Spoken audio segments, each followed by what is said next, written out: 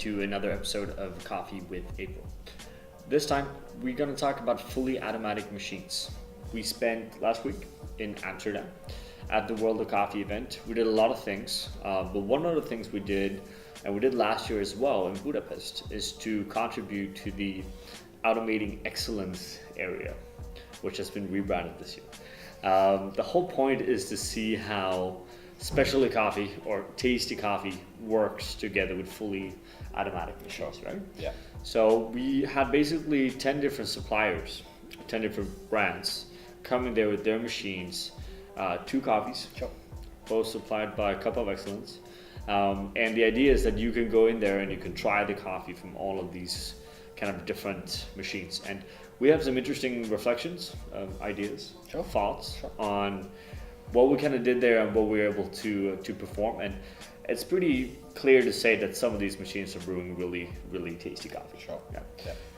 Joe, can you kind of lead us into how are we, I say brewing coffee, like what can you actually do brew-wise with some of these machines? And what was the most kind of interesting part of the brewing aspect with it?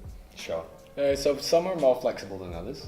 Yeah. A lot of that comes down to, in a reference to the way we usually think about brewing coffee, how much you can dose. Some would have quite a large variation. Some would be a little bit more defined, and therefore you're going to determine your extractions through E actually instead. Sure. Also, different styles of grinding technology as well. Some would be closer to what you would see if you work with Mythos, for example. Others would be a little bit closer to the kind of traditional elements that you're finding in full autos, which are usually a little bit more compromised, much smaller burst sets. Yeah. And then apart from that, I would say it's mainly the things that they're built with. So you're looking at use of plastics instead of metals, for temperature consistency, and internal computation as well. So you're looking at the differences between some of the more manual units, between some of the others which are pretty smart.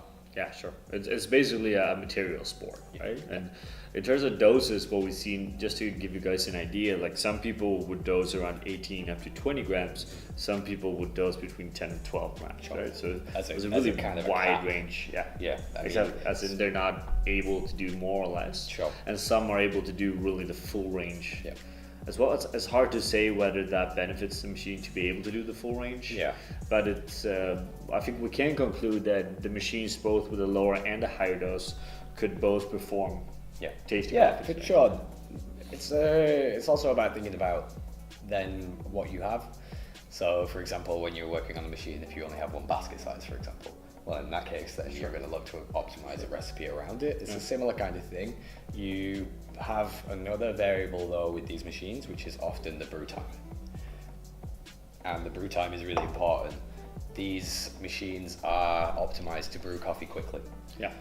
But that's one thing that we're looking to help with as well, and it's something that we considered a lot when approaching this. We had 2 different coffees. We had a Brazilian and a Colombian. The Brazilian being a full natural. Yep. Very full natural, a lot of sweetness, a lot of funk. Much easier to brew, nice short, rounded shots with a lot of sweetness. Yep. Whereas the Colombian was wash process coffee, nice kind of blackcurrant green apple acidity, a lot more kind of direct fruit flavors, but it needs to be a little bit longer to get that balance. Sure. And as a result, you really then need to look at what the machines can actually do in order to display those flavors. Yeah. Some were better with some and some were better with others, but we also then needed to look at how we could optimize those coffees. For sure, and I think there was a lot, especially roast, like, why do we do this? We do this because it's a lot of fun to roast coffee, right? Yep. That's really what it is, because roasting coffee from fully automatic machines is similar to the sense that if you roast for capsules, you don't just take your espresso roast and you put that in a capsule machine, or you put that in a fully automatic machine. It's not as easy as that. And then I remember even when, because Joe basically roasted one coffee and I roasted one coffee, right? And I remember showing the first reference profile that we did for one of the coffees, and you looked at it and you'd be like, is that really going to taste good? Sure. And then you go and you taste it as a fully automatic espresso, and you realize that none of the negative attributes that you thought would be there is actually displaying in the coffee, which is rather interesting.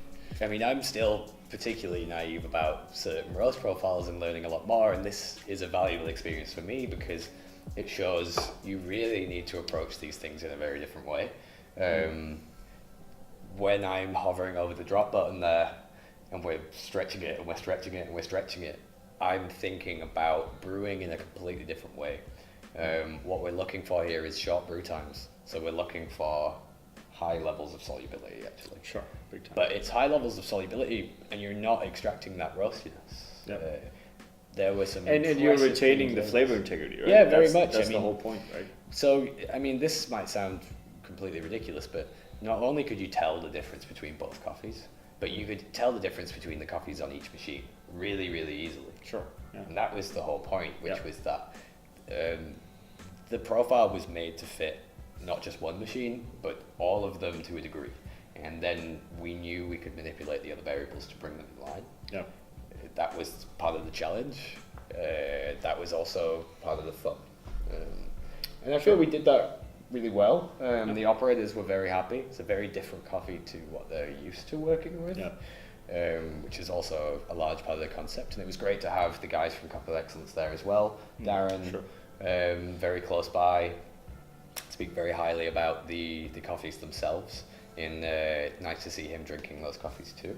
Yeah, sure, and also enjoying it, right? And yeah, sure. As with last year, we have a bunch of hardcore professionals in our little part of the industry that comes and we're all continuously pretty surprised over the quality that comes out of it. Yeah. And I think one of the really interesting parts is the upgrades, right? So I was there last year as well, and several of the brands are actually bringing updated versions of their machine this year, right? Yep. So it's been a year and there's been a bunch of improvements with that as well, right?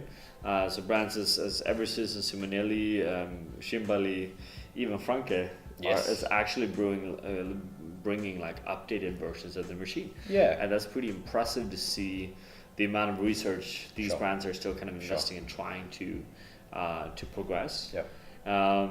Sure, there's still a bunch of difficulties, and I think the biggest challenge we have, which is not necessarily the difference between tasty and non-tasty coffee, but is the ability to extract coffee with a higher strength. Yeah. Right? Yeah. So that's what it comes down to. So some machines are actually just as good as any manual setup when in terms of getting a certain TDS in relationship to a volume enabling a certain extraction, whereas some machines are not. So that means the TDS range between 5 to 9, depending on what kind of machine you're working with. And that's the real challenge here. Yeah, I mean, we never set out here to replicate extractions in that way. We weren't going to be able to put down the same dosage, the same yields, the same TDS. But that wasn't necessary in that sense.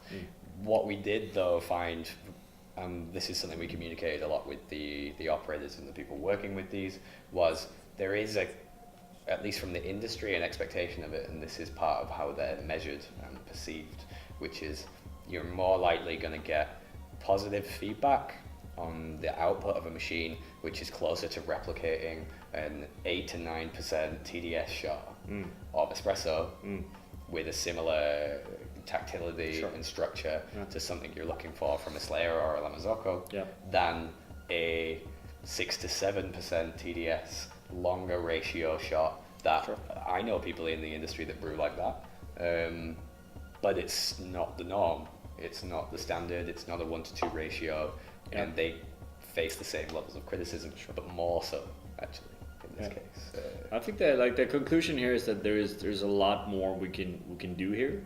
There's a lot of interesting investment and actually quality coming out of it. They want to do better machines, and I think we can experience that. The question here is whether a fully automatic espresso should taste like an espresso, right?